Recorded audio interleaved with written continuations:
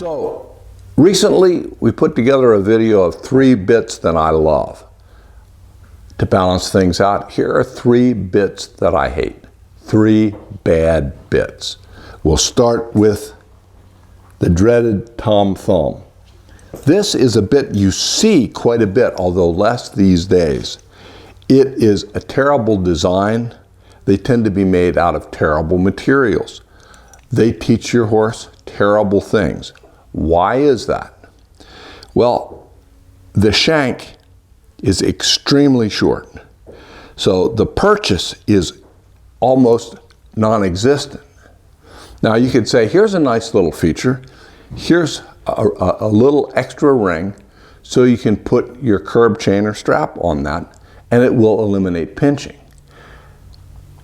Then you stop and think, well, yeah, you'd have to do that because the purchase, this portion between the butt of the mouthpiece and the beginning of, the butt of the mouthpiece and the top of the headstall ring, that purchase is almost non-existent.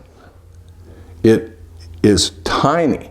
So if you put a curb strap on here, it would absolutely pinch. So they build it out and put this here so you could put a curb chain on or a curb strap and not pinch your horse. If this was made with a decent length of purchase, you wouldn't need to do that. So their goal was to build a bit that had as short a cheek as possible. Where does this go wrong? Well, it goes wrong in that when this is in the horse's mouth, it tends to stick straight out. This is almost at the same level as the end of the horse's nose. There is no layback to this shank at all. It's almost perfectly straight. So when you pull on your horse, you're pulling on the tip of their nose. Instead of having a little mechanical advantage, as you might have, say, in a bit like this one, that has some curve to it. Now that's a longer type bit, but it's also just a better design. It has a natural tendency to let your horse give his head. Here, with the Tom Thumb, a horse can just as easily get relief by doing this. More easy, in fact, than doing this. Guess what your horse will do? They do this.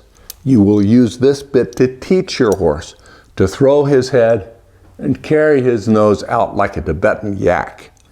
If you have one of these bits in your tack room, put on a hazmat suit, go in, gather it up, and throw it away where nobody can find it. If you have the wherewithal, melt the damn thing so nobody accidentally uses it. They are not good bits. I have this only because back when I was riding horses for other people, lots of people came in with horses they'd been riding some. A lot of times they had head throwing problems, and they said, I even tried this little light, soft bit, and it didn't help, he got worse. No wonder he got worse. I wouldn't give these bits back to the people. I'd say, I'll take care of it. I kept a couple of them around just so I could tell people, when you go to buy a bit, don't buy this one. So if you got one, get the hazmat suit, get rid of it. Now here's a bit that, unlike this bit, which is not badly made, this bit has 2 problems. One is, you may not like twisted wire. I had a brief period of time when I flirted with barbarism, like a lot of us do, and pretty quickly decided it wasn't my style. But using a twisted wire, depending on its size, can really be pretty barbaric. But that's not what makes this bit so bad.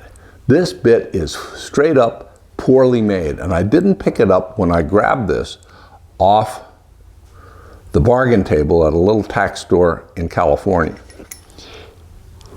But when I got to using this on my horses, just to try it out, they were all getting abrasions, little lacerations, nicks and cuts in the corner of their mouth. So I did what I should have done initially and studied this bit. And if we can zero in, you can see right there where this wraps around, it doesn't wrap the whole way around. It doesn't complete that wrap of wire and end it against, butted back against the mouthpiece. It leaves it exposed. And if I ran that across my hand more than a few times, I would end up cutting my finger. Terrible bit, terrible bit. I keep it around to point out to people, when you buy a bit, look at how it's made. Look for manufacturing or design defects, because they really can make a difference. This is a bad bit. You could say it's bad because you don't like twisted wire. That's philosophical. We can all agree that a bit that is made so as to injure a horse's mouth is by definition a badly designed bit, and this is one of those. The third bad bit, and this does get into the philosophical side, is a tiny twisted wire. There are people who use this. I know people who can use a tiny twisted wire and get their horses soft and nice. My approach is, if my horse is leaning on a snaffle, I don't go to a twisted wire. I just move out of the snaffle. Now, I'm not trying to show snaffle bit horses. Maybe people need to soften them up in a snaffle. This will damn sure do that. But look at the diameter of this bit. And let's compare it with the diameter of a better snaffle bit. And you'll see that this is probably 5/8, this bigger bit, and this is tiny. This is, I don't know, 1/4 of an inch, and it's pretty aggressive. Now, here's what I didn't like about this. I would use this on a horse, not be particularly aggressive, not be having any particular problems, except I just wanted to soften the horse up, and I would find that they got fissures, cracks, basically little cuts in the corner of their mouth, because this was just so fine. So tug, move, steer, hold, and after a bit, it starts to wear a hole in the horse's mouth, which is not a good thing by any measure. The problem was, before the horse even reacted by giving, the damage was done. So you wouldn't feel that the horse was being injured. You would just get off of him, and he wouldn't be running blood, but he'd have a raw patch. I don't like raw patches. Once in a while, you'll have a horse who simply gets the equivalent of a little blister on the corner of his mouth because they're real soft-skinned and they're not used to carrying something in their mouth. Okay, that's the price we pay sometimes for getting a horse accustomed to carrying a bit. But this was actually doing damage. It is, to me, a bad bit. I don't like tiny wires. Some people can get along with them. I can't. The other thing I don't like about this, though it's perfectly well made, is this is a loose O-ring snaffle. So if you pull on the horse and the horse pulls away, here's what happens. If you're trying to steer your horse and he's running through his shoulder, this goes like this. Now, even with, believe me, people will tell you it can't happen, but it can. Even with a hobble or a curb strap, you can pull this easily into a horse's mouth or even through.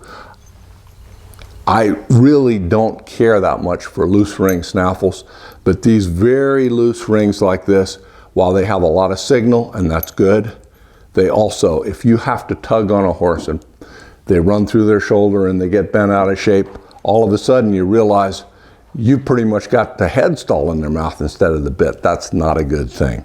So that's another design element of this bit that I don't like. But the big thing is that fine, tiny wire is just more than I'm prepared to deal with. And I would sort of hope that you'd feel the same way. So, bad design, bad effect. Tom Thumb, hazmat suit.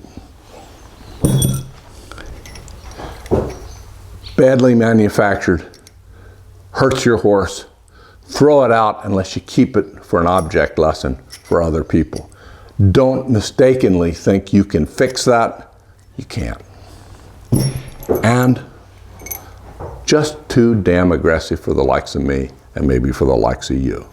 So those are 3 bad bits. 3 bits I wish I didn't own, although it makes an interesting talking point. Hope this was helpful. Hope it will help you avoid any of these bits. In particular, this one, which is a wolf in sheep's clothing. It's a bad bit. You might think you're doing your horse a favor by putting the smallest bit you can find in his mouth. You will just teach him bad stuff that somebody, maybe you, is going to have to fix downstream.